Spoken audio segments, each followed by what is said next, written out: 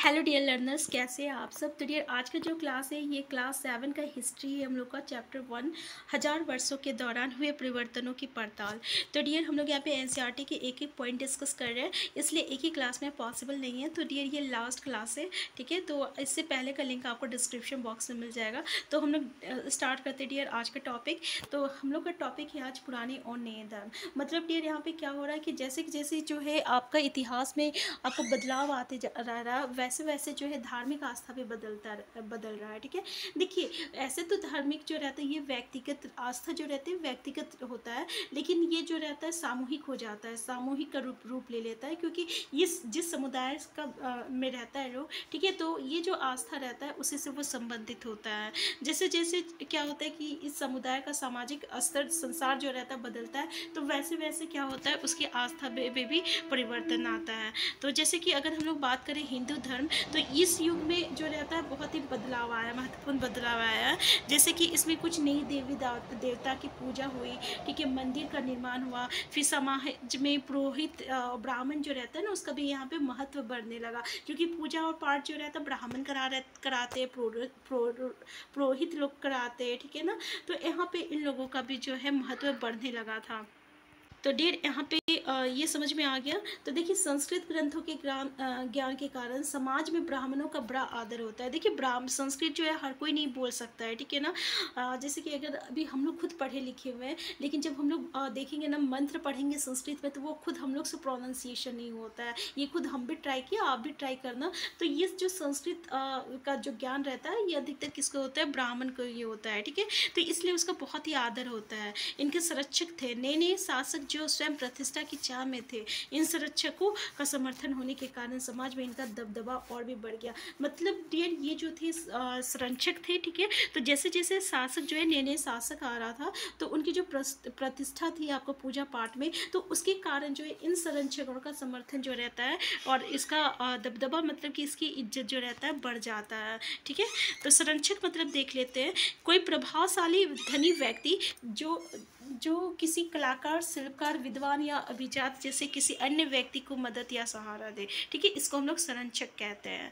तो समझ में आ गया संरक्षक क्या है। तो देखिए इसमें क्या हो रहा है कि इस युग में एक महत्वपूर्ण परिवर्तन भक्ति की अवधारणा के रूप में आया। मतलब अब धर्म में परिवर्तन आ रहा, तब यहाँ पे क्या हुआ कि भक्ति जो रहता है ये उभर के आता है, ठीक है। इसमें क्या होता है, ईश्वर की कल्पना एक कैसे बेमेल इष्ट देवी देवता, मतलब डियर इसमें क्या होता है कि भक्ति की किसी हम लोग इष्ट मतलब जो जिसको हम सबसे ज़्यादा मानते हैं, ठीक है, इष्ट देवी देवता का रूप आया। जैसे कि अगर हम बोले कि हम जो है हम विष्णु भगवान को मानते हैं, हम बृहस्पतिवार करते हैं, हम मंगलवार करते हैं, हम हनुमान जी को मानते हैं, ठीक है। तो वो हमारे इष्ट देवता हो गए, ठीक है। तो इस समय जो है इस इष्ट देवता की जो है यहाँ पे मतलब लोग इष्ट देवता को ज़्यादा मान रहे थे, ठीक है। तो पुजारियों की विशुद्ध कर्म कांड के बिना ही भक्त स्वयं पहुंच सके इस विषय में, और साथ ही दूसरी परंपराओं के बारे में आपको देखिए, यही वो युग था जिसमें इस उपमहाद्वीप में नए नए धर्मों का भी आगमन हुआ। अब देखिए इसी समय क्या हुआ था, यहाँ पे नया नया धर्म आता है। जैसे कुरान शरीफ का संदेश भारत में पहल 7वीं सदी में। अब देखिए ये जो कुरान शरीफ है ना सबसे पहले भारत में, ठीक है, भारत में आपका 7वीं सदी में आया था। और किसके द्वारा आया था, तो व्यापारी और अप्रवासियों मतलब जो बाहर से लोग यहाँ पे आए थे, उनके जरिए ये जो है आपका कुरान शरीफ आया था, ठीक है। तो मुसलमान कुरान शरीफ को अपना जो रहता है धर्म ग्रंथ मानते थे। क्या मानते, धर्म ग्रंथ मानते थे। और ये क्या कहते हैं कि केवल ईश्वर अल्लाह की सत्ता को स्वीकार करते हैं, एक ईश्वर अल्लाह की सत्ता को ही स्वीकार करते हैं, ठीक है। तो जिसमें प्रेम, करुणा और उदारता अपने में आस्था रखने वाले हर व्यक्ति को गले लगाता है, चाहे उस व्यक्ति की सामाजिक पृष्ठभूमि कुछ भी रही हो। तो इसमें क्या कहता है, यानी इसमें कि ईश्वर अल्लाह की सत्ता धर्म ग्रंथ में कि प्रेम, करुणा और उदारता इसमें ये आस्था रखते हैं, ठीक है। और ये किसी भी सामाजिक का हो उसको वो अपना लेते हैं। तो कई से शासक ऐसे थे, इस्लाम और विद्वान धर्मशास्त्रियों और अन्य न्याय शास्त्रियों अर्थात उलेमा ये किसको संरक्षण देते थे?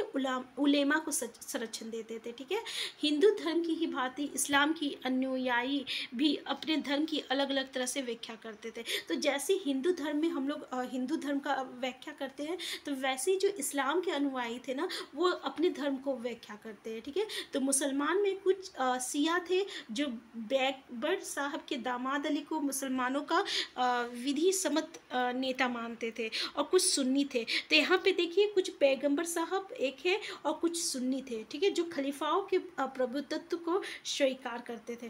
तो यहाँ पे इस्लाम का मुसलमान का दो धर्म को दिखाया गया है, एक है आपका पैगंबर साहब और एक है आपका सुन्नी। ठीक है, ये आपका दामाद अली को ही करते हैं, और ये क्या कहते हैं, खलीफाओं के प्रभुत्व को स्वीकार करते हैं। तो इस्लाम के आरंभिक दौर में इस धर्म का नेतृत्व करने वाला खलीफा कहलाता था, और आगे भी इसका परंपरा जो है चलता रहा। तो आरंभिक दौर में जो इस्लाम धर्म को नेतृत्व करता है उसको क्या कहते थे हम लोग? खलीफा कहते थे। खलीफा समझ में आ गया, जो आपका इस्लाम धर्म को मानते थे।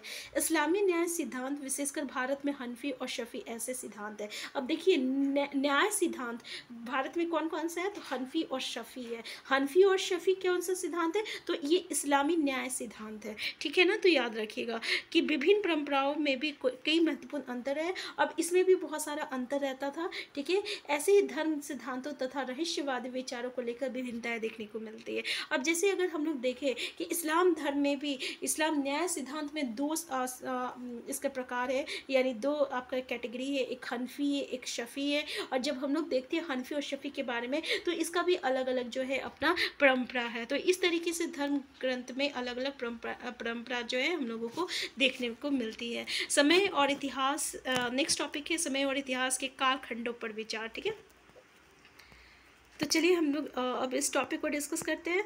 क्या है आपका? इतिहासकार समय को केवल घड़ी या कैलेंडर की तरह नहीं देखते, यानी केवल घंटों दिन या वर्षों के बीतने के रूप में नहीं देखते। उनका नज़रिया ये है कि समय सामाजिक और आर्थिक संगठन में आने वाले परिवर्तन को झलकाता है। ये दिखलाता है कि विचारों और विश्वासों में कितना अस्तित्व रहा है और कितना परिवर्तन आया है। यदि अतीत को समान विशेषताओं रखने वाला कुछ बड़े बड़े हिस्से युगों या कालों में बांट दिया जाए तो समय का अध्ययन कुछ आसान हो जाता है। मतलब अगर इतिहासकार अगर जो है समय को देखे, तो वो ये नहीं देखेंगे कि कैलेंडर में क्या है, ठीक है ना, कि कितना साल हुआ क्या नहीं हुआ, ये सब नहीं देखता। वो ये देखते हैं कि इसमें सामाजिक और आर्थिक में कितना परिवर्तन आया है। ठीक है ना, अगर नए मतलब कि अतीत में क्या था और अभी क्या है, ठीक है, क्या परिवर्तन हुआ है और क्या परिवर्तन नहीं आया है। तो इस तरीके से अगर ये युग को काल में बांटा जाता है, तो इससे हम लोगों को इतिहास के बारे में जानने में ज़्यादा रुचि भी होता है और आसान भी हो जाता है। ठीक है, तो 19वीं सदी के मध्य में अंग्रेज इतिहासकारों ने भारत के इतिहास को 3 युग में बांटा था। ठीक है, किसने बांटा है? तो 19वीं सदी का बात कर रहा है। कौन बांटा है? अंग्रेज इतिहासकार बांटा है। ठीक है, एक हिंदू, मुसलमान और ब्रिटिश। ये क्वेश्चन आपको पूछा जाता है कि अंग्रेज इतिहासकार जो है भारत के इतिहास को कितने वर्गों में बांटा है? तो 3 वर्गों में बांटा, हिंदू, मुस्लिम और ब्रिटिश। ठीक है, और ये विभाजन जो है इस विचार पर आधारित था कि शासकों का धर्म ही एकमात्र महत्वपूर्ण ऐतिहासिक परिवर्तन होता है और अर्थव्यवस्था, समाज और संस्कृति में और कोई भी महत्वपूर्ण बदलाव नहीं आता। इस दृष्टिकोण में इस उपमहाद्वीप की अपार विविधता की उपेक्षा हो जाती थी। मतलब इसमें क्या बोल रहा है? सिर्फ आपको धर्म को लेकर यहाँ पे ऐतिहासिक परिवर्तन हुआ है। इसके अलावा अगर हम लोग समाज संस्कृति की बात करें, अर्थव्यवस्था की, तो उसमें कोई बदलाव देखने को नहीं मिला है। इसलिए तो इसको हम लोग किसमें बांटे हैं? इतिहासकार लोग किसमें बांटा, ये अंग्रेज इतिहासकार किसमें बांटा है? हिंदू, मुस्लिम और ब्रिटिश में बांटा है। ठीक है ना, तो इस काल विभाजन को आज बहुत कम इतिहासकार ही स्वीकार करते हैं। तो इस काल को जो है इतिहासकार बहुत कम लोग स्वीकार करते हैं। अधिकतर इतिहासकार जो है आर्थिक और सामाजिक कारकों के आधार पर ही अतीत की विभिन्न, यानी कहने का मतलब है कि जैसे आपका ब्रिटिश इतिहासकार ये 3 काल में बांटे हैं, ठीक है, वो धर्म के आधार पर बांटे हैं। लेकिन अभी बहुत सारे इतिहासकार, बहुत कम इतिहासकार हैं जो इसको स्वीकारते हैं, लेकिन अधिकतर नहीं स्वीकारते हैं, क्योंकि इनका कहना है इतिहासकार का कि आर्थिक और सामाजिक स्तर पे जो है हमें कालखंड को यानी बांटना चाहिए। पिछले साल आपने जो इतिहास पढ़ा था उसमें प्राचीन समाजों को कई प्रकार का समावेश था। जैसे कि अगर हम लोग बात करें पिछले जैसे हम लोग पढ़े थे तो उसमें शिकारी संग्राहक, प्रारंभिक कृषिकर्मी, शहरों और गांवों निवासी, प्रारंभिक दौर के राज्य और साम्राज्य, ठीक है। इस तरीके से यहाँ पे हम लोगों को बदलाव देखने को मिला। और इस साल हम लोग जो इतिहास पढ़ते हैं जिसको हम लोग मध्यकालीन इतिहास कहते हैं, इसमें आपको कृषक का सामाजिक विस्तार, क्षेत्र और सामाजिक राज्यों के उदय, कभी कभी तो ग्रामवासियों और वनवासियों का कीमत पर प्रधान धर्मों के रूप में हिंदू धर्म, इस्लाम धर्म के विकास और यूरोप से व्यापारिक कंपनियों के आगमन के बारे में और विस्तार से जानकारी मिलती है। तो ये देख लीजिए कि मध्यकालीन इतिहास में हम लोगों को क्या क्या देखने को मिला है और प्रारंभिक जो इतिहास था उसमें हम लोगों को क्या क्या देखने को मिला है, ठीक है ना। तो प्राचीन तो ये समझ में आ गया। तो ये एक बार देख लीजिएगा आप लोग कि समाज का विस्तार कैसे हुआ, क्षेत्र और सामाजिक राज्यों का ये कैसे हुआ, ठीक है ना। ग्रामवासी वनवासी की कीमत पे फिर धर्म के बारे में हम लोग को देखने को मिलता है, ठीक है। तो यहाँ पे यही था, ठीक है ना डियर। यानी इसमें एक बार आप बस रीड कर लीजिएगा। नेक्स्ट है आपका, देखिए यहाँ पे व्यापार की भी बात किया गया है, ठीक है। तो इस्लाम धर्म का विकास और यूरोप की व्यापारी कंपनियों का आगमन, इसके बारे में भी बातें कही गई हैं। भारत के इतिहास की ये 1000 साल अनेक बदलावों की साक्षी रहे हैं। अगर आखिर 16वीं और 8वीं शताब्दी या 8वीं या 11वीं शताब्दी से काफ़ी भिन्न है। देखिए 16वीं और 18वीं शताब्दी जो है ये आपका 8वीं और 11वीं शताब्दी से आपका बिल्कुल अलग है। इसलिए इन सारे काल को एक ऐतिहासिक इकाई के रूप में जो है देखना समस्या से खाली नहीं है। मतलब हम लोग एक जैसा नहीं देख सकते क्योंकि यहाँ पे हम लोगों को बहुत ही भिन्नता देखने को मिला है। किसमें तो अगर हम लोग 8वीं और 11वीं की बात करें और 16वीं और 18वीं की बात करें, ठीक है ना। तो मध्यकाल की तुलना में प्राय आधुनिक काल से ही की जाती है। आधुनिकता के साथ भौतिक उन्नति और बौद्धिक प्रगति का भाव जुड़ा हुआ है। इससे आज से ये निकलता है कि मध्यकाल रूढ़िवादी थी और उस दौरान कोई परिवर्तन हुआ ही नहीं, लेकिन हम जानते हैं कि ऐसा नहीं था, ठीक है ना। तो इन 1000 वर्षों के दौरान इस उपमहाद्वीप के समाजों में प्राय परिवर्तन आते रहे और कई क्षेत्रों की अर्थव्यवस्था तो इतनी समृद्ध हो गई कि उसने यूरोप की व्यापारिक कंपनियों को भी आकर्षित करना आरंभ कर दिया। और इस पुस्तक को पढ़ते समय आप परिवर्तन के चिन्हों तथा सक्रिय ऐतिहासिक प्रक्रियाओं के ध्यान देते रहेंगे। तो डियर अब यहाँ पे कुछ खास नहीं है, ठीक है ना। तो यहाँ पे हम लोग ये देखें कि ये जो 1000 वर्षों के दौरान किस तरीके से यहाँ पे परिवर्तन हम लोगों को देखने को मिलता है, ठीक है।